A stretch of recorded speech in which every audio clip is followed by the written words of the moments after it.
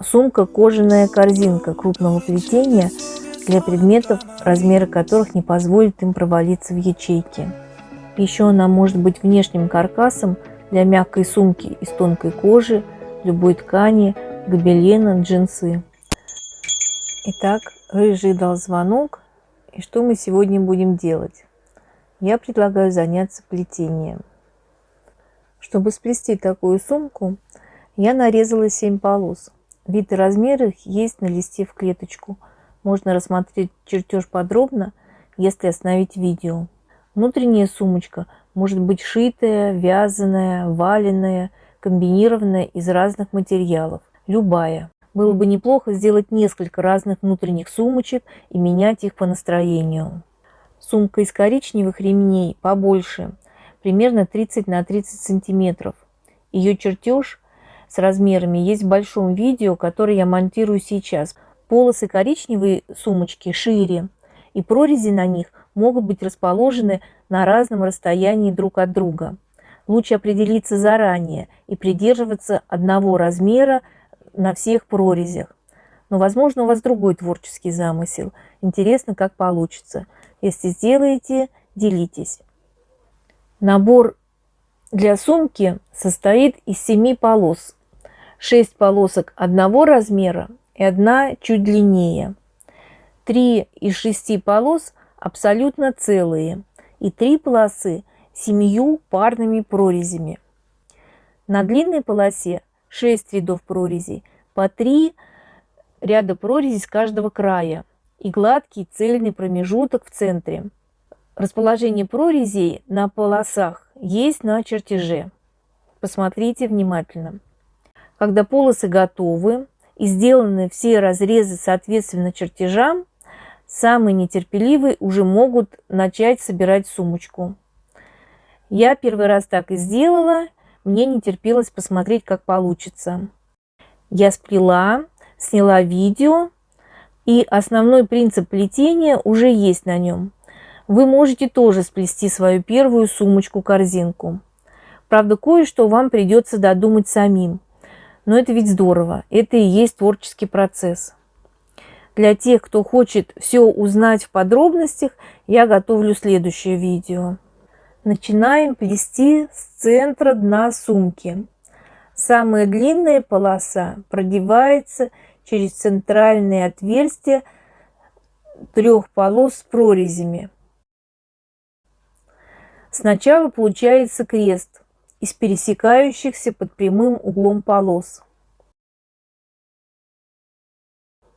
Оба конца длинной полосы продеваются через центральные отверстия обеих оставшихся полос с прорезями.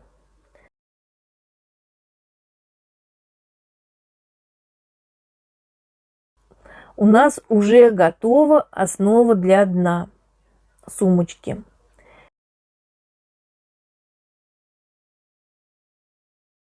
Переходим к плетению стенок. Первую из гладких полос продеваем через самые близкие к дну сумки прорези на полосах. Делаем нижний ряд, двигаемся по кругу.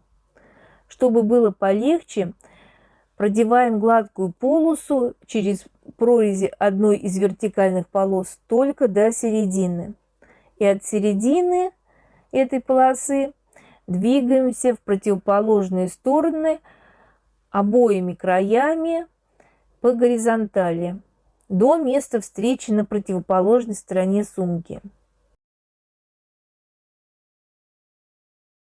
Эта полоса начинает формировать, поднимать вертикальные стенки сумки, и сумка начинает становиться объемной. Как вы уже заметили, уголки полосок я срезаю, чтобы было удобнее продевать их сквозь прорези.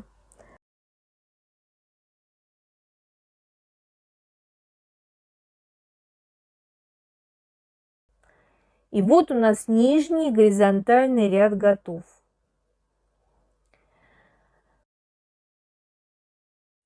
Встретившиеся края полосы можно соединить несколькими способами. Можно прошить, можно заклепать фельнитенами. Место соединения полос может быть и незаметно с внешней стороны, а можно не скрывать его, а сделать дополнительным декоративным элементом.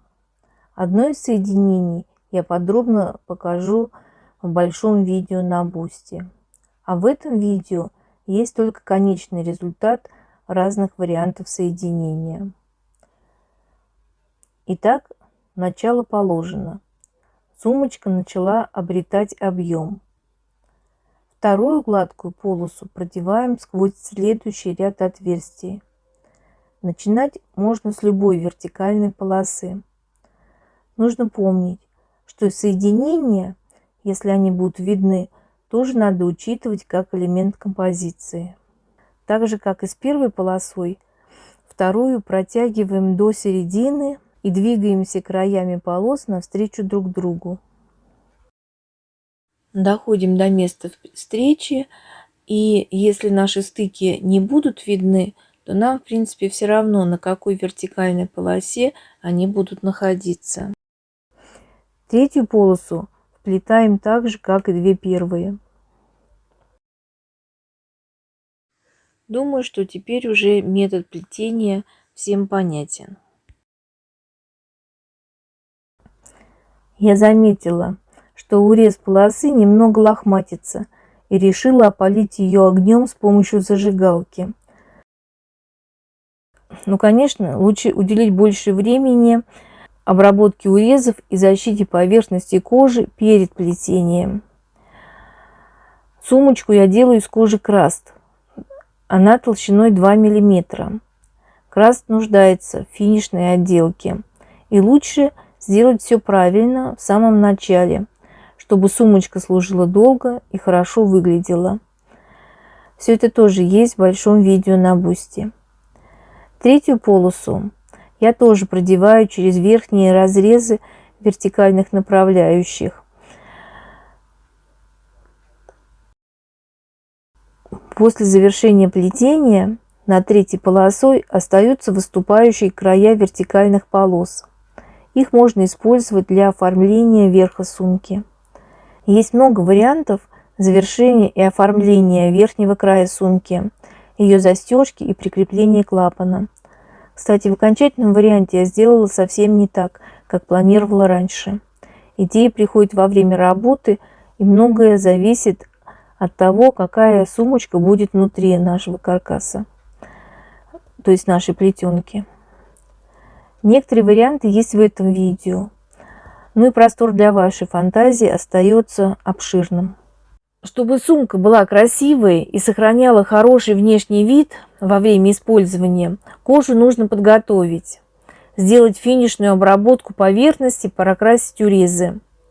Впоследствии я так и сделала. Разобрала плетение и начала с самого начала. И сняла большое видео. И оно у меня будет на Boosty и в платных МК. Если вы хотите получить полную информацию со всеми подробностями, переходите по ссылке, подписывайтесь. На моем канале Boosty будет и бесплатный контент, будут и более сложные уроки за плату, новые разработки, обсуждение идей, общение, материала будет много. В большой коричневой плетенке я сделала так, что верх сумки просто застегивается на кнопки. Соединение сумки с ручкой украшено плетением. Видео о плетении этих кос есть у меня на канале. Внутренняя сумка в этом случае сшита из плотного канваса. Ее ручки сделаны из кожаных плетенок. Сумка легко вынимается. Если вдруг понадобится дополнительная емкость, можно использовать обе сумки по отдельности. Внутренняя сумка в этом варианте без подкладки, с накладным внутренним карманом. Это самая первая наша плетенка, это пилотный вариант. Внутренние сумки могут быть самыми разнообразными. Это может быть просто красивый полотняный мешочек. Очень хорошо, что можно использовать все, что долго ждало своего часа в домашних закромах. Вторая сумка, плетенка, вообще без внутренней сумки. Делать в подарок художнику под альбом. Карандаши в этом случае можно хранить в пенале или чехле, чтобы они не выпадали сквозь ячейки. Застегивается сумка на кнопки, они расположены на цветных клапанах. В этой сумке совсем нет шитья, все держится на заклепках, фольнитенах. Только длинная ручка прошита, но можно обойтись и без этого. Длинная ручка и сумка соединены афганским плетением. Красиво получилось, по цвету эффектно, и сразу видно, художник идет, творческая натура. И, наконец, представляю мою новую сумку. Весна 23. Она родилась как противоядие настроению этого февраля. Песня, которую поет Сергей Никитин на стихи Ильи Эренбурга, написанная еще в 1958 году, как нельзя точно передает мое состояние, когда я делала эту сумку. Да разве могут дети юга, где розы блещут в декабре, где не разыщешь слова вьюга, ни в памяти, ни в словаре, да разве там, где небо синее и не слиняет хоть на час, где испокон веков поныне все то же лето тешит глаз. Очень хорошо. Да разве им хоть так, хоть вкратце, хоть на минуту, хоть во сне, хоть и ненароком догадаться, что значит думать о весне, что значит в мартовские стужи, когда отчаяние берет, все ждать и ждать, как неуклюже зашевелится грузный лед, все ждать и ждать, как неуклюже зашевелится грузный лед.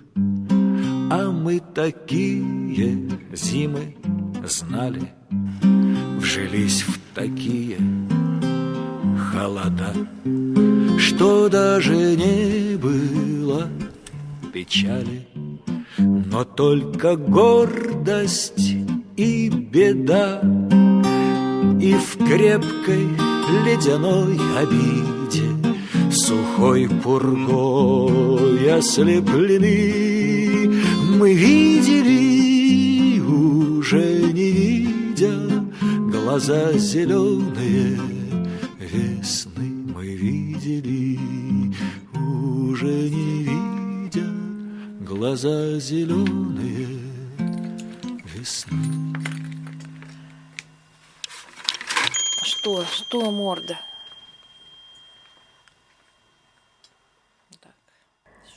Спасибо вам за просмотр. Этот урок окончен.